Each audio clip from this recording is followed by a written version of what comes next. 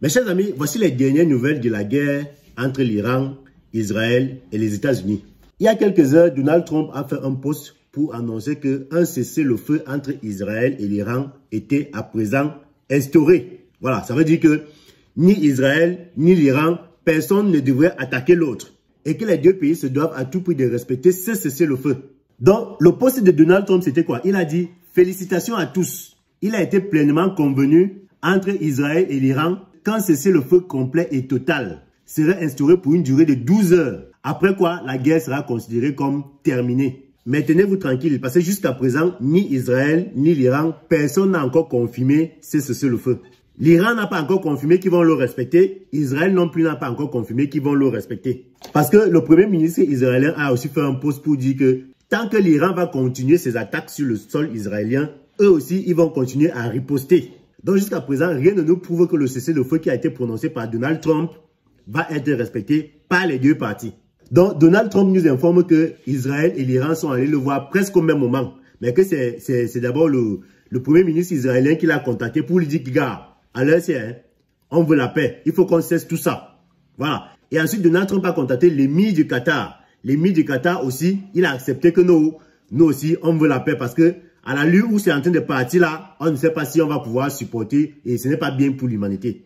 Donc l'émir du Qatar aussi a informé son premier ministre qui est chargé lui aussi de confirmer ça aux autorités israéliennes. Maintenant, on ne sait pas alors si cet émir a confirmé ça aux autorités ivoiriennes parce qu'il y a encore le calme des deux côtés. Ni Israël, ni l'Iran, personne ne confirme que non, on va respecter le cessez-le-feu de Donald Trump. Donc le planning du cessez-le-feu c'est quoi? 6 heures, donc si on parle de ce matin, 6h00, heure de France. L'Iran arrête toutes ses opérations sur le sol israélien. Voilà, donc ils vont le faire pendant 12 heures. Donc de 6h à 18h, l'Iran n'a pas le droit de faire quelque chose, d'envoyer un missile, d'envoyer une attaque, de lancer une attaque contre Israël. Maintenant, de 18h à minuit, ça sera au tour d'Israël de faire pareil.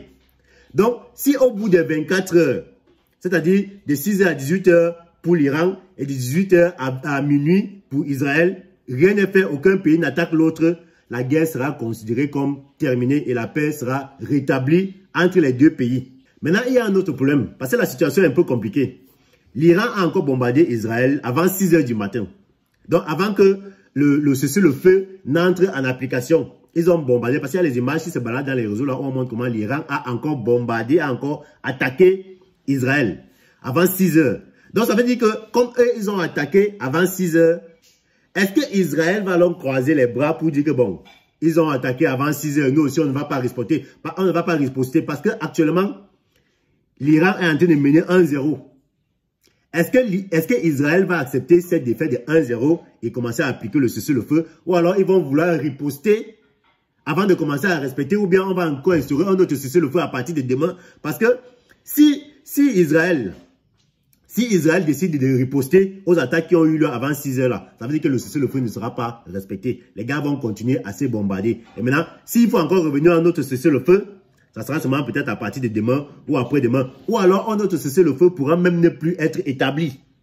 Parce que si l'Iran dit que bon, comme Israël nous a attaqué, nous on répond. Israël attaque l'Iran, eux aussi répondent et vice-versa. C'est que ça ne va jamais finir. Vous comprenez donc que la situation est compliquée. Un peu compliquée encore. Donc, pour le moment, malgré le cessez-le-feu qu'on a annoncé là, on ne sait pas encore si ça sera respecté. L'Iran a 12 heures pour le respecter. Israël a 12 heures pour le respecter. Si au bout de 24 heures, aucun des deux pays n'attaque l'autre, c'est que la guerre sera déclarée comme terminée. Mais ce qui est inquiétant actuellement, c'est que les deux pays, Israël et l'Iran, personne n'a encore fait une sortie pour dire que, ok, on a accepté, adopté, on a accepté, respecter le cessez-le-feu. Toujours est-il que nous ici en Afrique, nous on va seulement prier que la guerre s'arrête. Parce que c'est ce que nous on sait faire en Afrique.